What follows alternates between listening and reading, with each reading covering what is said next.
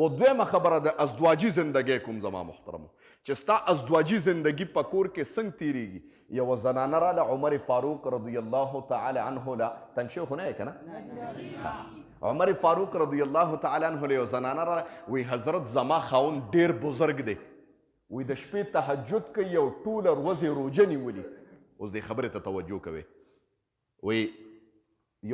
یو صحابي دی ورسره ناست دی کعب اسدي رضی الله تعالی عنه هغه وی ته پوه شې په دې باندې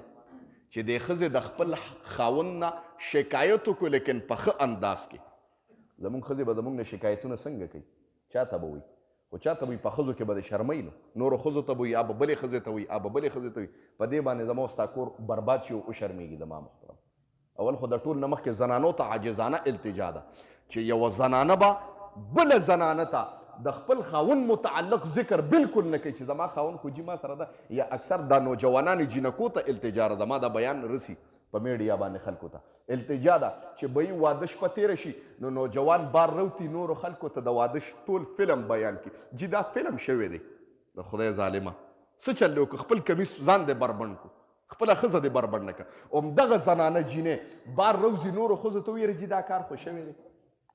یا د خدای نیکبخت دی دا خو تا خپل ځان بربنډ که نور خو دې څه ونه که نو تا ته د ازدواجي زندګۍ پته ته چې ښځې سره ملو شوې د ټولو نه مخکې څه شرایط دي زما محترمو چې ته به ښځې ته ووایې چې زما ستا زندګي شروع شوه او دا د حیا زندګي ده ګویا واده د حیا درس نه ورکوي زما محترمو ستا سترګې با حیا شوې حیا پکې پیدا شوه چې نورو ښځو ته نه ګورې چې ستا ګویا اندامونه با حیا شو چې نورو زنانو کې استعمال نشي د نور د بل مسلمان عزت تار نشي دا د دې دپاره دی زما محترم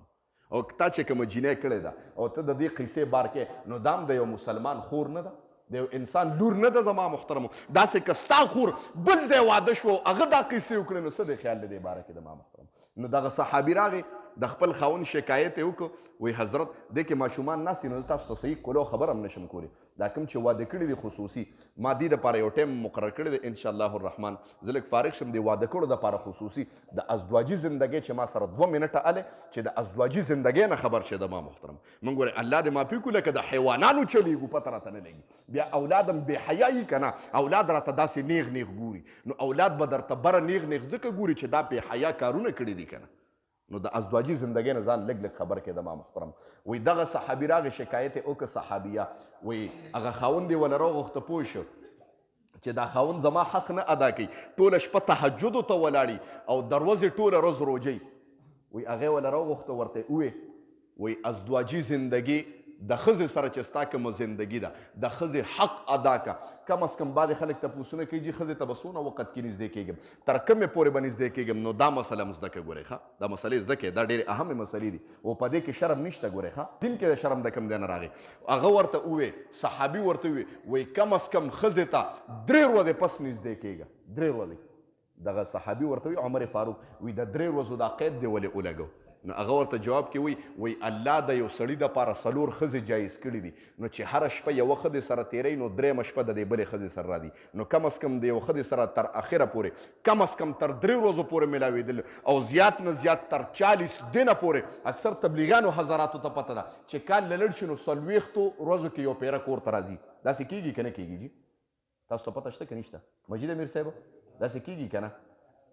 دا ولې ځکه ټیک ته به تقوادارې سړی زوروري هغه په ځان قبضه کولی شي لیکن ستا چې کور کې کومه زنانه ده هغه هم انسان دی جي که نه که د هغې نه ګناه وشوه نو څه چل به وشي ته به وشرمېږي نو کم از کم د ښځې اخري زمانه چې ده 40 ورځې ده زما محترمو او دا د ټولو نه زیاته او کم از کم 3 ورځې خو علما کرام او حکیمان چې یو خبره کوي وایي کم از کم چې ته ډېر دغه کې